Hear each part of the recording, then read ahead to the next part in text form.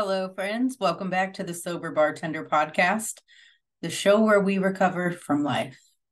I'm your host, Brandy Kelly. So today I'm very excited. I'm home from Washington. I'm in my home. I am sober. I'm happy. I am safe. Oh, I did a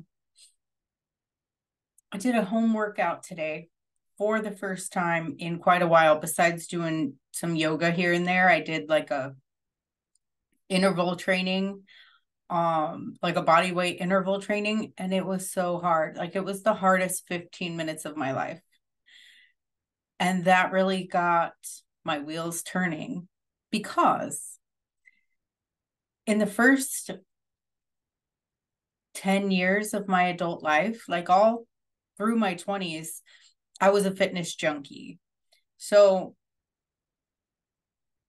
like it happened when I lived in Bullhead City. I didn't really care either way. I ate fast food, I drank a bunch. I drank a lot of soda. I wasn't really concerned with my health or my appearance because I was 19. So stuff just naturally was, where it was. And that was fine with me. But I moved to Scottsdale when I was 19. And the guy that I dated through my 20s, he was pretty active and pretty fit. And so I started joining him at the gym, and I started seeing these women working on their physiques, and I saw like their rounded shoulders, not huge muscles. I wasn't attracted to like, looking like that, but just the more I went, the more I kind of saw what I wanted to achieve. Like I saw the results that I was working for. And that led me to spending a lot of time on the computer and looking at inspirational pics and going on bodybuilding.com and looking up workouts. And I would read articles, and I, got really interested in nutrition and the different ways to fuel my body to get the results that I wanted.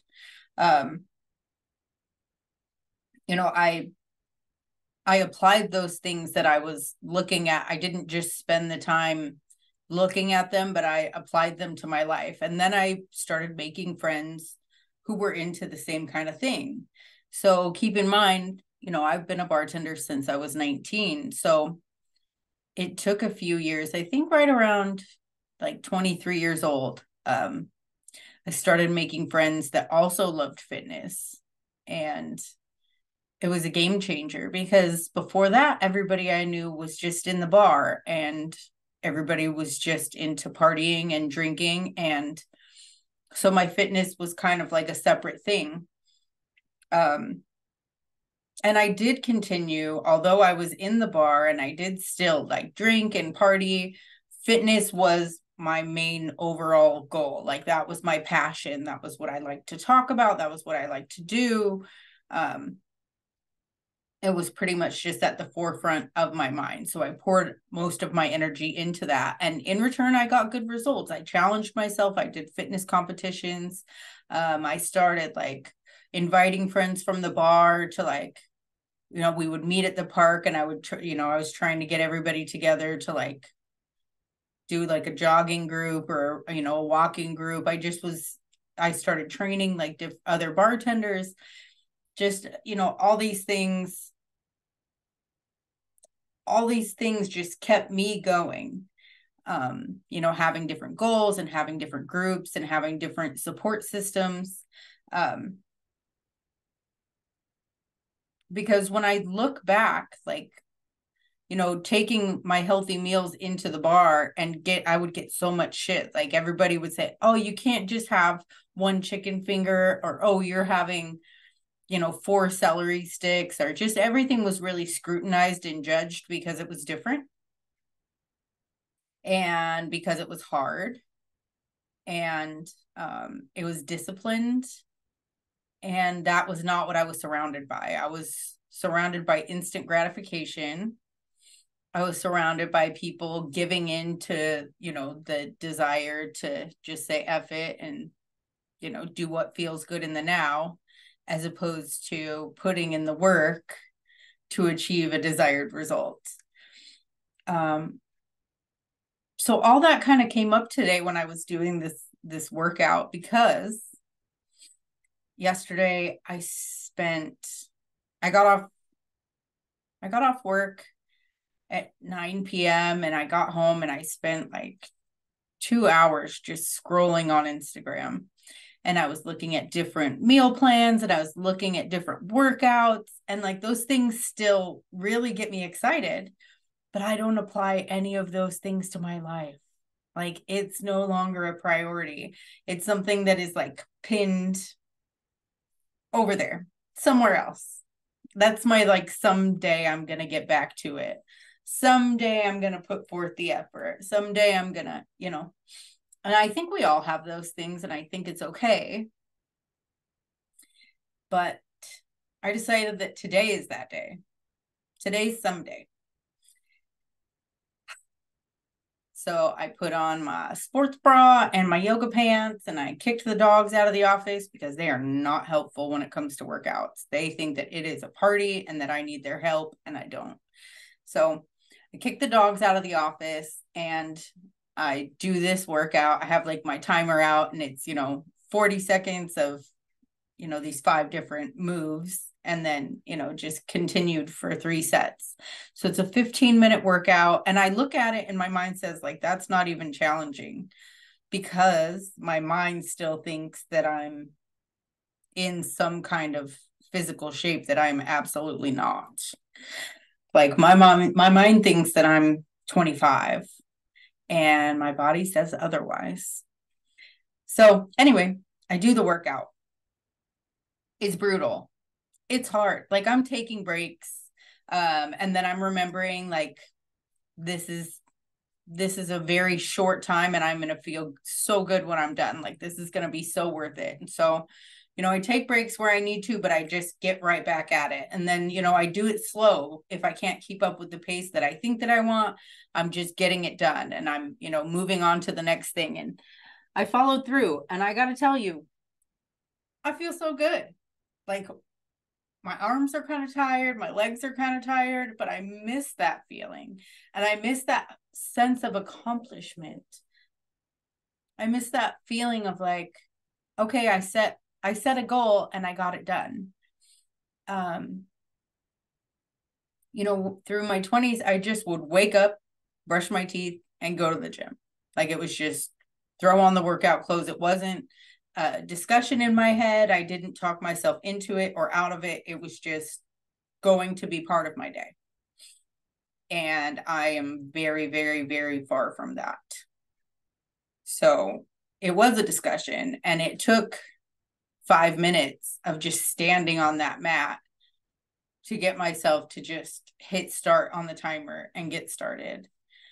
And I thought, like, where did that go? Because my interest is still there.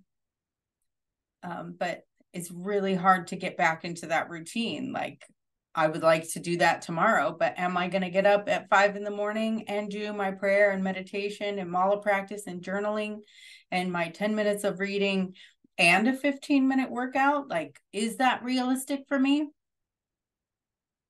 I mean, I hope so. I know it's possible for me, but it needs to be a priority, right? So it made me think of recovery, because daily practice is what leads to that long-lasting change. It's those daily habits that we incorporate, that we make a priority, that we just kind of put it in the no matter what box, like, brushing your teeth or drinking water or eating food or calling your mom. Like, we all have different things.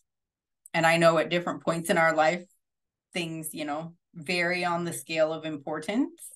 But that daily practice leads to like lifelong change instead of that temporary instant gratification. And so the same things that I do now with my recovery, where that's at the very forefront, those are the same things that created that change in my fitness journey. And it was like, my fitness journey was something that was mine. and that I did for me, and it made me feel good, and it made my life better. And now that thing is recovery. Like my recovery is, it's just something that I celebrate. It's something I get excited about.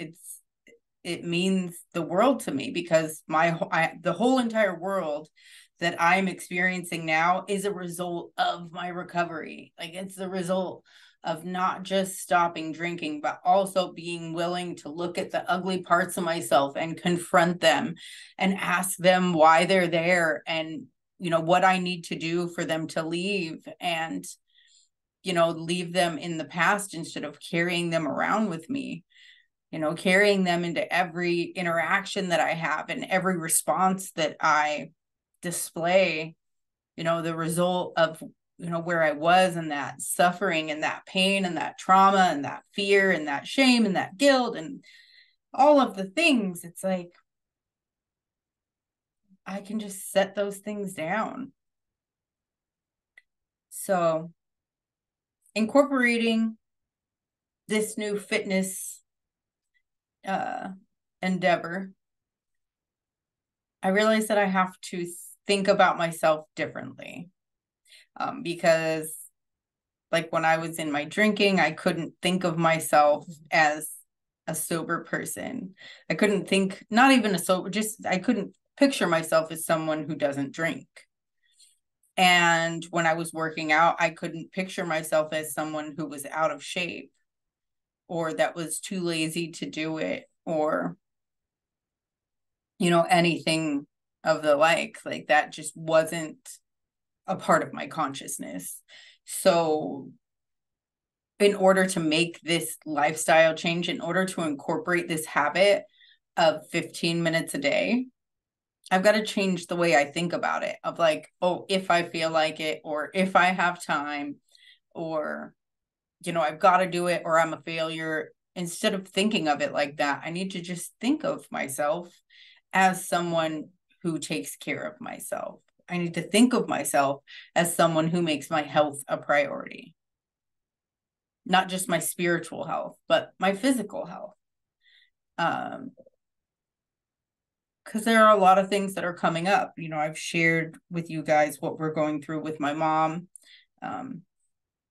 My mom got a cancer diagnosis recently, and she's handling it amazingly. I feel like I have freaked out a million times harder than she has. She's in a really peaceful, accepting place, despite being in frequent pain and probably scared shitless. And we are finally hopefully past the struggling to find a care provider that actually cares, and should be starting treatment on Friday, starting radiation and chemo. So that's, excuse Luna snoring in the background, that's very hopeful. We're just taking that little journey one day at a time, but she's displaying this incredible just strength and peace, and she's just this this beautiful example of love. And I'm really thankful for that. I'm really thankful for the woman that my mom is, and for the example that she set for me, and for all of us, for everybody that gets to spend time and gets to know her. So how do we change our mindset and think of ourselves as someone different than we are? It's by those little habits. Like, instead, I love Uncrustables. Like, I love the junk food. I love like the sugar. I love sugar, and I love fried food, and I love just like tons of cheese, and but I don't love how it makes me feel. And I don't love that I know better. I know that those things are not good for me. I know that maybe in moderation, as opposed to just copious amounts, it would probably not be a big deal. So I think the most important thing for me in recognizing that I have the desire to do things differently, like that's the first thing, is like, this is actually something that I want to do. It's not something that I feel like I'm supposed to do or I should do because if I don't XYZ, it's like, no, it just feels like I'm ready to make this transition. I'm ready to start taking steps towards becoming this part of myself, right? Like stepping into, my health and well-being on a physical level and not just mentally and emotionally and spiritually. Because there are a lot of different aspects of our health and our financial health, like that's important. And our physical health, that's important. It's not so much how we look, but how we feel. And I haven't been feeling good. So yeah, drinking the water and gonna go make my green smoothie. And also, it's important to plan. I've said this before, but if you're new to the show, welcome. Hello. Welcome. I love that you're here. But it's important to plan. Like if I want to make a food change, but I have a kitchen full of junk food and Uncrustables and cheese and fried stuff that I can throw in the air fryer, I'm going to have a pretty hard time making that transition. So I did go to the grocery store. I love the Tasty app, like for meal planning. I kind of just get an idea. Like I just type in Buddha bowls and then I see what comes up. And then, I'm not real big on tofu. Like I was a vegetarian for 11 months. I still wasn't real big on tofu. I am no longer a vegetarian. So, I will just substitute grilled chicken in, some recipes that would be meat free. But the point is, I go through and I just find a couple of meal prep ideas, get those things, take some time. Like today, I'll be doing some meal prep. I will have lunches for like the next few days of my work week. And really helpful thing is that I get my husband on board with this. So I do not ever make him make the changes that I'm making. I feel like it's like poison to a marriage to expect somebody else to want to do the same things that you're doing because you feel like it's important. Like all of the big changes that we need to make will only work and will only last if it's something that we want for ourselves. So I'm starting to work out.